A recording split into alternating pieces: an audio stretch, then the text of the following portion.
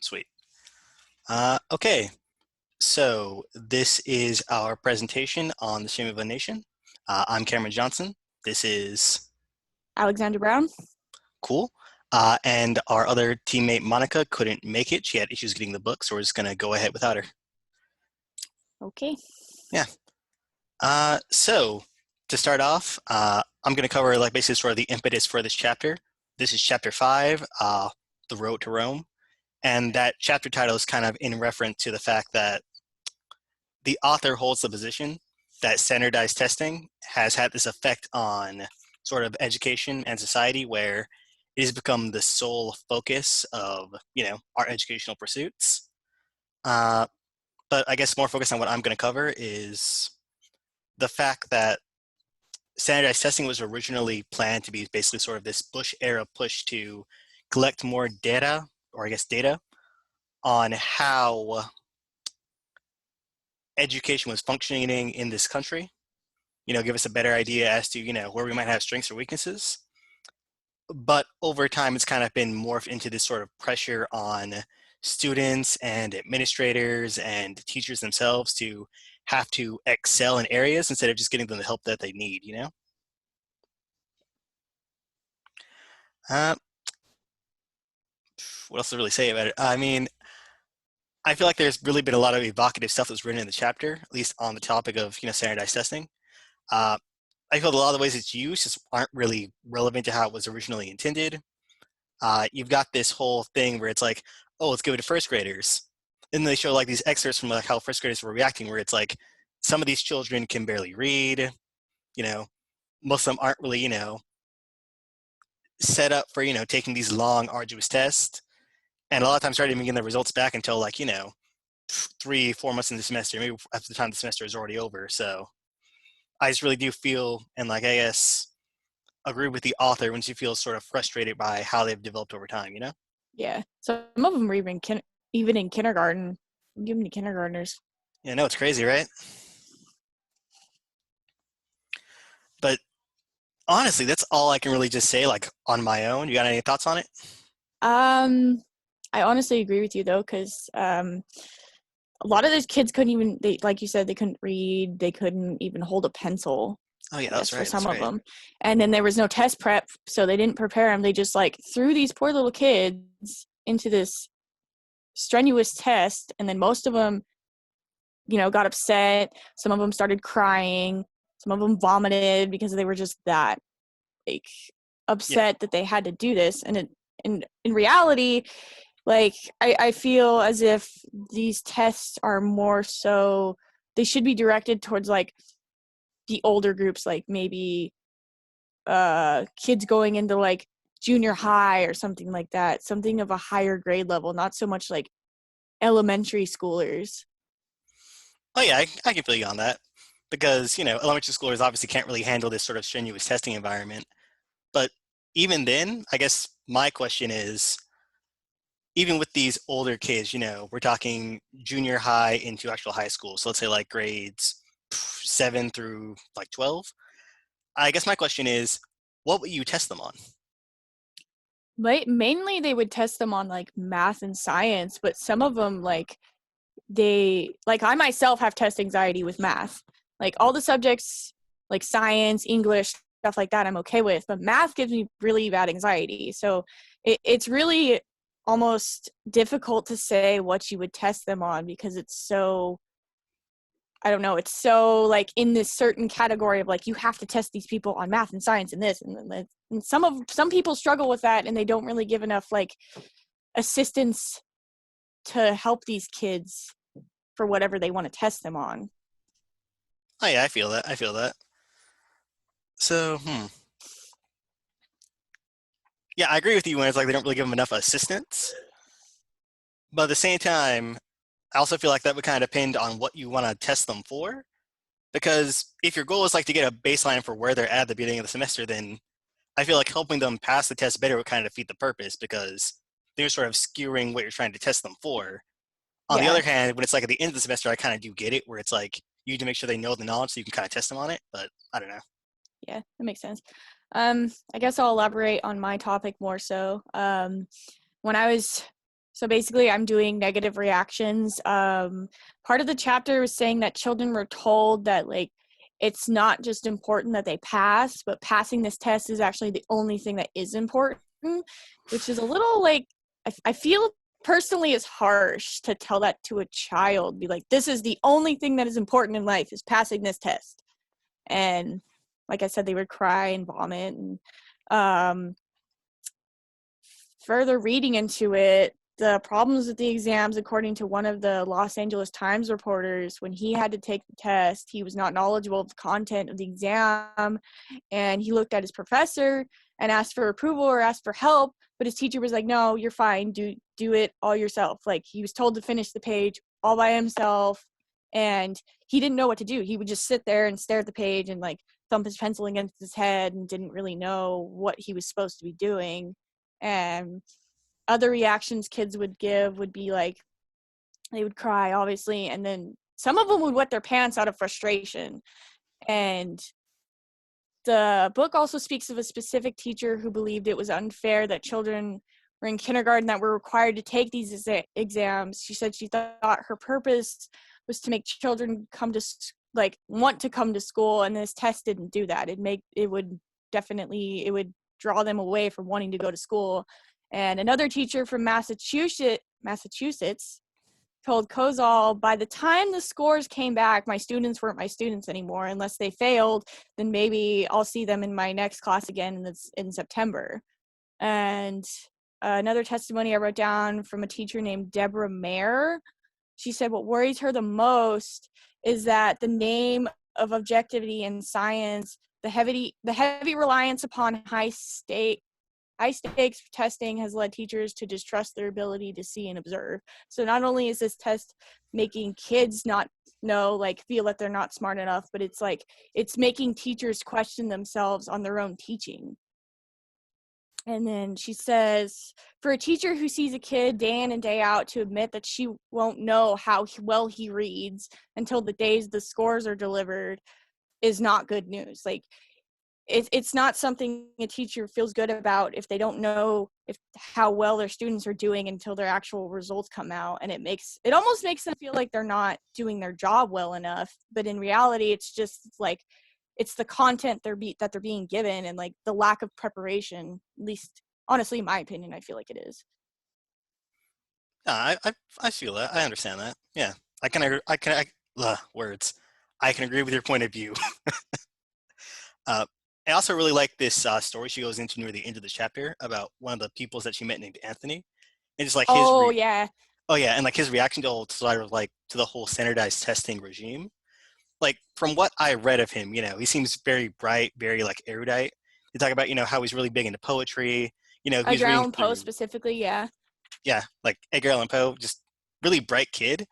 But then he's like seems to like hate the standardized testing regimen, and like as they go further and further into like his story and his experience over how he was doing really badly in school until they sent him to this boarding school off away from this where he didn't have to do the standardized testing, and then he graduates from high school, he gets his bachelor's degree in like sociology and English, and he goes on to be a teacher.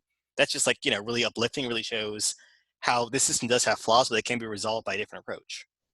Yeah. And it was interesting because it's like you said, he was really bright, but then they put him at like a level 1, I think, for like math or something like that. Yeah, like those remedial summer classes. They were categorizing him as if he didn't know anything at all, even though he was really bright, but they were just like, oh, because he's bad at this, then he's not smart. He's not smart. Yeah. He didn't know his content. And that's got to be really discouraging for like the student, where it's like, oh, you're dumb. Well, it's like, no, he's not dumb. He doesn't have a good grasp on this sort of content. Stigmatizing that isn't going to help. Exactly. And I think we do that a lot, even nowadays. I feel like a lot of schools stigmatize their students because they're not good at a certain subject. And I honestly relate to him more so because of the math. Like I said, like math is just really something that's been difficult for me, like all throughout my schooling. And I don't know what it is. I have an issue with understanding like the problem when I look at it, but then after I have it explained to me, I'm like, oh, okay, that makes sense. I don't know why I didn't understand it to begin with. And it's been a struggle, honestly. And so I understand where he's coming from.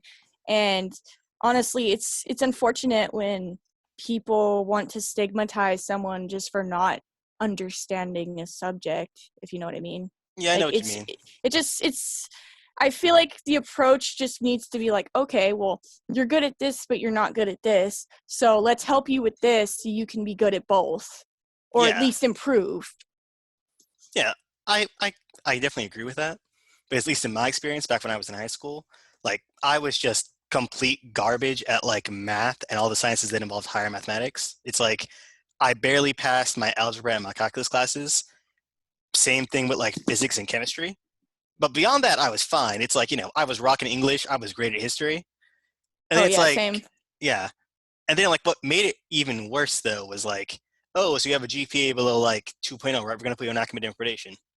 Then it's like, well, now I just feel like even worse because now I'm separated from all of my other peers and classmates for like 3 hours during the day where I've got to be taking these like other classes with other people. And it's like that just hurt, Like it really discouraged me Yeah, from wanting to continue. I pushed through and I yeah, got here, but I feel still. that. I know, right? I feel that because I was put on academic probation when I was in like, I don't remember when I was, how old was I? I was in like 7th grade, and it's because I was failing math, and they were like, "Oh, you have to be in academic probation because your GPA is lower than this." And I'm like, "Well, I'm just bad at math. Like, I'm doing good at all my other classes. Like, why are you guys like? You're making me feel like I'm not smart. You're making me feel dumb, honestly, when you put me in academic probation because like they stigmatize that class too. They're like, oh, that's the class where all like the bad kids go, or the kids that don't do their work, or like, so basically that's how my school viewed it. And it doesn't make it easier to improve your grades when you're already sitting there like, well, they already think that I don't know anything, so why should I try? Oh yeah. That was the exact same experience I had. And And like then having gotten to like know a lot of the kids who were in that class, it was like, no, none of these kids are dumb. Like they might have some like issues at home that are preventing them from getting their work done, but like having spoken with them, having gotten to learn a lot from them, it's like, nah, these kids are not unintelligent. They might have some home issues. They might have some like personal things that are preventing them from doing the work, but no, they were never dumb kids. yeah, I agree. Let's see. Okay, so another thing that I noticed was when kids fail these tests, they're forced to repeat grades. And it sucks because when you force a kid to repeat a grade, it's like you're not only putting them back further because they didn't pass one test. It's like, personally, if I was held back, I would feel even more discouraged to do my work. So I'm like, they already think that I don't know, and now that they're holding me back again, now I have to do this all over again, and I don't even know if I'm going to pass it now. And when I was in 4th grade, my teacher tried to tell my mom I had a learning disability, even though I didn't. And the only problem was I wasn't good at math. Like, she tried to explain to me, like, I think your daughter has a learning disability. My mom was like, no, she doesn't have a learning disability. She just she's very smart. She just doesn't understand math right away. She needs to have the subjects repeated to her. She needs to have like some one-on-one attention instead of just being told, "Oh, go look in the book. You'll find it. You'll find the answer." Instead of just sitting there and like, "Okay, let's work it out step by step." And I think kids nowadays, like, especially now since like all of the classes are so overcrowded, I think one-on-one attention is more necessary, I believe, or at least if not one-on-one attention, like shrink the classroom size Oh yeah, definitely. significantly. Yeah, because like what it was like back when like, my parents were going to school, it was like, maybe 16, 20 kids to a class. When I was like, in like elementary through high school, it's maybe like 30, 32. Oh Like yeah. I've heard more recently it's gone up to like 40, and now I'm like, that's insane. I remember my mom was telling me when she graduated high school, I think there was 800 people total, I think. In And the entire either high school or in just the their senior entire class?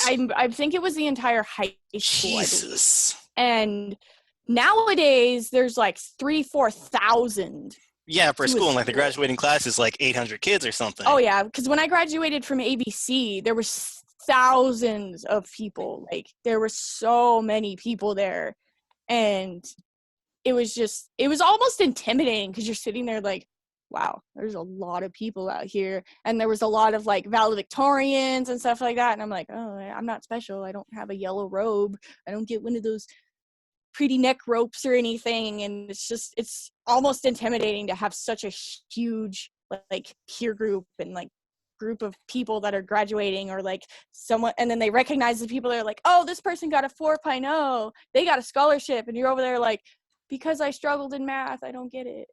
Yeah. Yeah. Oof, that's heavy. That's real heavy. Right. Yeah.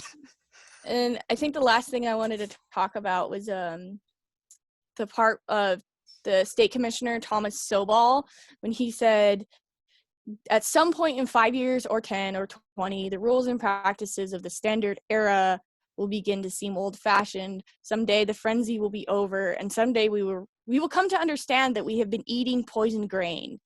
And that was like, wow, that's intense, because it almost is him saying like, one day we'll realize that these tests aren't going to benefit. It's only going to hold us back. At least that's what I got from it. No, I got the exact same thing from it, where it's like, ultimately, like, we think we've been helping ourselves and our students, the analogy would be like eating grain, feeding yourself. But then you realize later on, oh, I've been eating poison grain. The very thing I was doing to try to help myself has been destroying myself at that exact time. So yeah, I really do agree with that, like, interpretation of the quote. Exactly. Yeah. That's really all I had to really talk about. I don't know if you had anything else to touch on. Not really. I feel like that was pretty comprehensive. All right. Well, I guess that concludes our presentation. Once again, I'm Alexander Brown. Cameron Johnson. All right. Okay, I'll make sure I got this thing recorded. Stop.